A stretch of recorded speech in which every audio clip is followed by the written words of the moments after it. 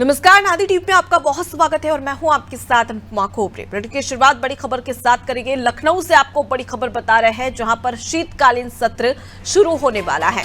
तो विधानसभा का शीतकालीन सत्र 28 नवंबर से शुरू होगा। योगी सरकार अनुपूरक बजट लाएगी। 42,000 करोड़ का बजट हो सकता है।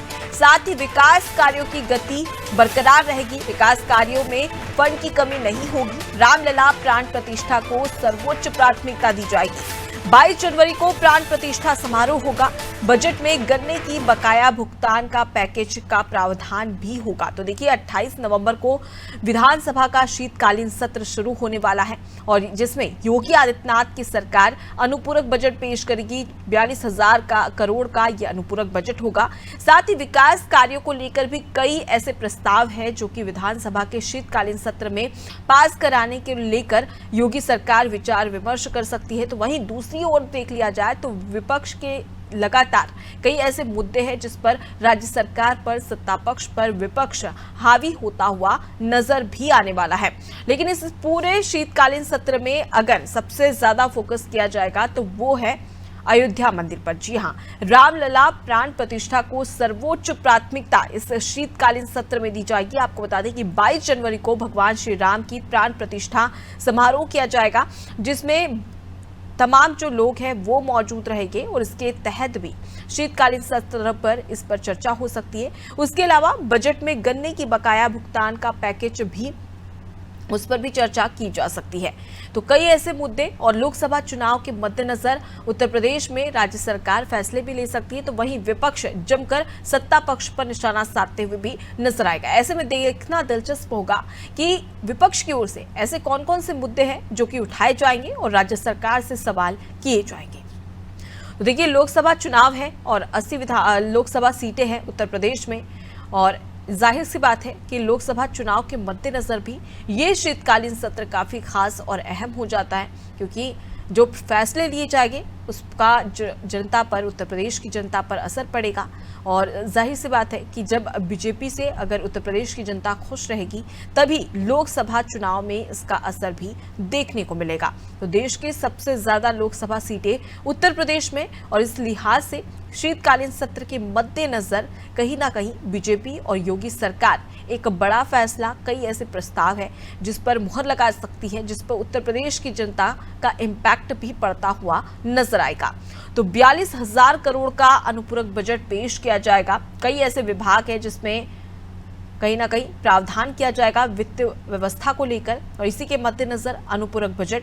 अब ऐसे में देखने वाली बात होगी कौन कौन से ऐसे विभाग है जिसमें पैसों की कमी ना हो, इसके लिए अनुपूरक बजट लाया जाएगा। विकास कार्यों की बात कर ली जाए तो देखिए, लगातार योगी सरकार विकास को लेकर कई सारी कोशिशें करती नजर आती है कि उत्तर प्रदेश में किस प्रकार से जनता के साथ ही साथ जो उत्तर प्रदेश है उसका भी विकास हो सके। और इसी के मद्देनजर कई ऐसे फैसले हैं जिस पर चर्चा की जाएगी और उसके बाद में विधानसभा के इस शीतकालीन सत्र में उन प्रस्तावों को मंजूर करने की, मुहर लगाने की कवायद भी यहाँ पर योगी सरकार और कैबिनेट मंत्री करते नजर आने वाले हैं।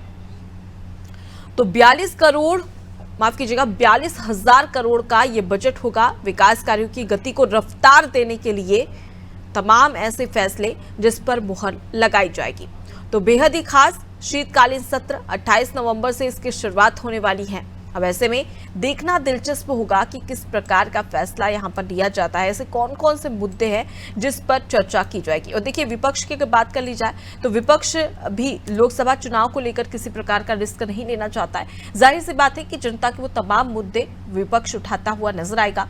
जनता को जो समस्याएं हो रही है उसका निराकरण राज्य सरकार से मांगा जाएगा कि आप जब सत्ता पक्ष में बैठे हैं, सत्ता में बैठे हैं, तो आप इन समस्याओं का निराकरण करना आपका फर्ज होता है। लेकिन उसके बावजूद भी उत्तर प्रदेश में कई ऐसे लोग हैं जिन्हें कई सारी समस्याएं हैं और अपराध लगातार बढ़ते जा रहा है। इन तमाम ऐसे मुद्दे हैं जिसे लेकर विपक्ष सत्ता पक्ष को घेरता हुआ एक बार फिर से नजर आने वाला है।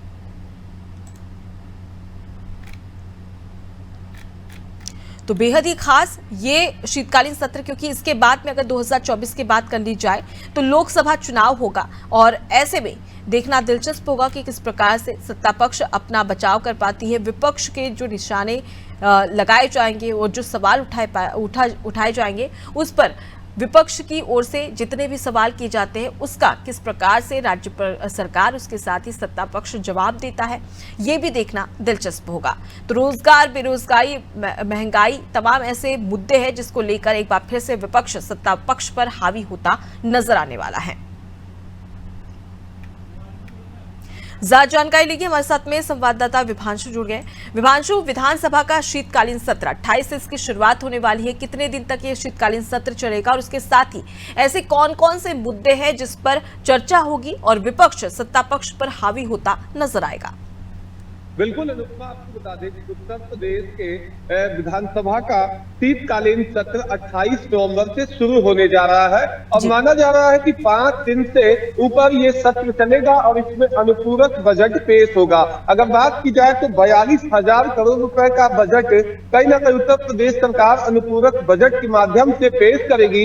और बात की जाए तो पिछले बजट से लगभग 8,500 करोड़ रुपए का ज्यादा ये बजट होगा। आपको बताएं कि 33,000 करोड़ का पिछला बजट था और ये बजट लोकसभा चुनाव से पहले कहीं ना कहीं अगर देखा जाए तो सियासी मायनों में काफी अहम होगा, क्योंकि लोकसभा चुनाव से पहले ये शीतकालीन सत्र शुरू हो रहा है। इसमें अनुपूरक बजट पेश होगा तो निश्चित तौर से लोक लुभावने वादे भी होंगे। साथ ही जब बात की जाए अनुपमा, तो अयोध्या के अंदर में कहीं ना कहीं रामलला विराजमान होने वाले हैं और अयोध्या के अंदर में 22 जनवरी को भगवान श्री राम का एक कपाल प्रतिष्ठा होने वाला है।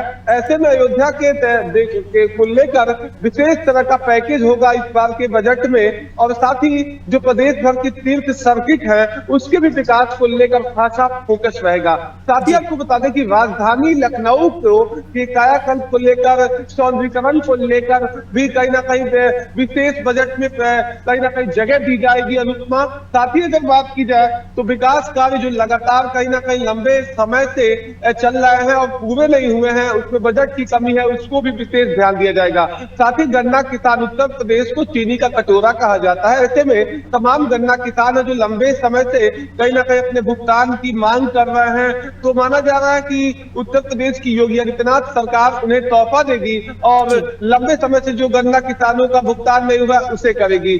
साथ ही आपको बताया कि अगर बात की जाए तो तीर्थ सर्किट के साथ साथ अयोध्या के अंदर में अगर बात की जाए तो 25 एकड़ में संग्रहालय बन रहा है, लक्ष्मण पथ बन रहा है, राम पथ बन रहा है और तमाम अगर देखें तो अयोध्या के अंदर में सौंदर्यीकरण का कार्य चल रहा है। ऐसे में कोई भी कमी ना हो इसके लिए विशेष तरह का अयोध्या के लिए बजट होगा। साथ ही आपसे बता दें कि आवारा पशु को लेकर और कहीं ना कहीं जो गड्ढा मुक्त योजना को लेकर लगातार सरकार दावा करती रहती है, उसको लेकर विशेष बजट इस कहीं ना कहीं अनुपूरक बजट में कुछ जो पैसे होंगे वो आवंटित किए जाएंगे। अब देखना होगा कि विपक्ष लगातार देखे तो छुट्टा पशु और किसानों की समस्याओं को पटल पर रखकर महंगाई, बेरोजगारी और कहीं ना कहीं प्रदेश की जो तमाम समस्याएं हैं उसको लेकर सरकार पर निशाना साध सकती है। जी बिल्कुल विभांशु, तो देखा जा सकता है कि राज्य सरकार तमाम विकास कार्यों को लेकर शीतकालीन सत्र में इस पर मुहर लगाने के लिए कवायद करती नजर आएगी। तो वहीं विपक्ष के पास भी कई सारे मुद्दे हैं, चाहे महंगाई